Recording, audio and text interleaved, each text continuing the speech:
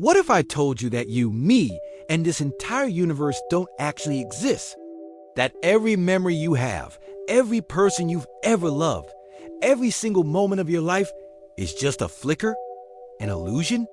Welcome to the Bizarre Bureau, where today we be diving into one of the most mind-bending ideas in all of physics, the zero-time hypothesis. This isn't science fiction. It's a genuine thought experiment that could change everything you think you know about reality. So, what exactly is the zero-time hypothesis? In a nutshell, it suggests that the universe could have been created just a moment ago, complete with all your memories, all the historical records, and all the light from distant stars already on its way to us. Imagine the universe as a giant computer simulation. Someone could press play and boom, there you are watching this video with a complete, albeit fabricated, personal history. You remember your childhood, what you had for breakfast, that awkward thing you said last week. But according to this hypothesis, none of it actually happened. It was all programmed into your brain at the moment of creation. This idea has a few different names. Philosophers call it the 5-minute hypothesis, imagining a world created 5 minutes ago. Physicists might refer to it in the context of Boltzmann brains, which we'll get to later. But the core concept is the same.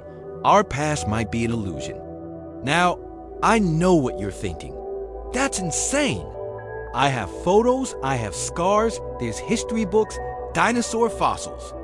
And you're right. We have an overwhelming amount of evidence for a long, detailed past. We can see light from galaxies billions of light years away, meaning that light must have been traveling for billions of years to reach us. Or does it? The zero-time hypothesis plays a clever trick. It says that when the universe was created just a moment ago, it was created as if it had existed for 13.8 billion years. The light from that distant galaxy? It was created already in transit, just a short distance from Earth. The dinosaur fossils? They were created already buried in the ground. Your memories of your 8th birthday party? They were implanted directly into your brain. Every piece of evidence you could possibly point to, proving the past, is neatly accounted for. The universe was born in a mature state. It's a frustratingly perfect argument because, by its very nature, it's impossible to disprove. Any evidence you find for the past can simply be explained away as being part of the initial creation. It's a concept known as unfalsifiability. In science, a theory must be falsifiable, meaning there must be some conceivable experiment or observation that could prove it wrong. For example, if we found a rabbit fossil in Precambrian rock, it would completely upend our understanding of evolution. But what experiment could you design to prove that your memories from yesterday are real and not just implanted? You can't. You can't step outside the system to check. This is where Occam's razor comes in handy. It's a principle that states the simplest explanation is usually the best one. Is it simpler to believe that the universe has evolved over 13.8 billion years according to consistent physical laws, resulting in the complex world we see today? Or is it simpler to believe that an incredibly powerful entity or process instantly created a universe of unimaginable complexity, complete with fake evidence of a past just a second ago? Most scientists would argue that the first option, the one supported by all our observations, is far simpler. The zero-time hypothesis requires an extra, massive assumption, the existence of a creator or process that intentionally fabricates a history. But let's play devil's advocate for a moment. Why would anyone even come up with such a strange idea? It often emerges from discussions about entropy and the Big Bang. Entropy is, simply put, a measure of disorder. The second law of thermodynamics states that the total entropy of an isolated system can only increase over time. The universe is becoming more and more disordered. This means that the universe must have started in a state of incredibly low entropy, a highly ordered state. The Big Bang is our current model for that initial ordered state. However, some physicists, like the brilliant Ludwig Boltzmann, pointed out something strange. Statistically speaking, it's far more likely for a small, localized pocket of low entropy to spontaneously fluctuate into existence than it is for an entire universe to do so. Think about it like this.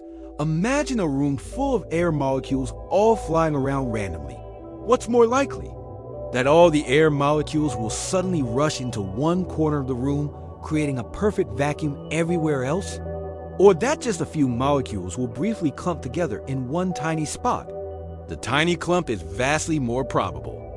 Applying this logic to the universe, it's statistically more likely for a single conscious brain, a Boltzmann brain, to pop into existence out of the chaos of a high-entropy future universe, complete with false memories of a life, than it is for our entire vast orderly universe to have been created.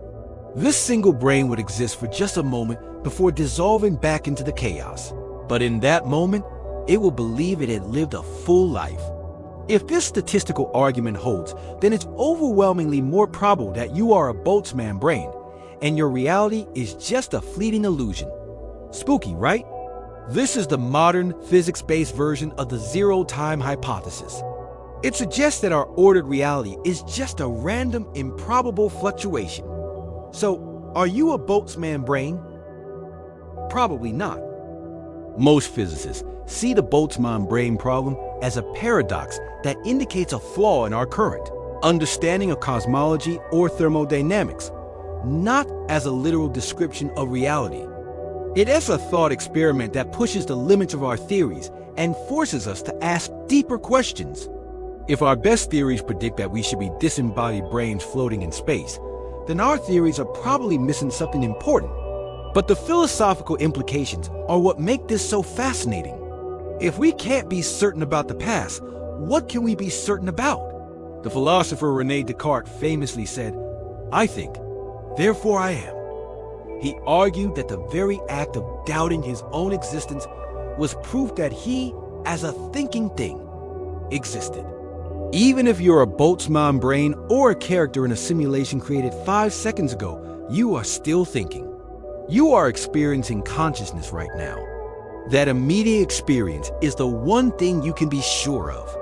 The present moment is your anchor to reality. The zero-time hypothesis isn't something to lose sleep over. It's not a scientific theory that's going to replace the Big Bang anytime soon. Instead, it's a powerful philosophical tool. It's a mental exercise that forces us to confront our assumptions about time, memory, and evidence. It reminds us that our understanding of reality is based on a foundation of trust in our senses, trust in our memories, and trust that the laws of physics are consistent through time. It highlights the difference between philosophical possibility and scientific plausibility. Is it possible the universe was created a moment ago?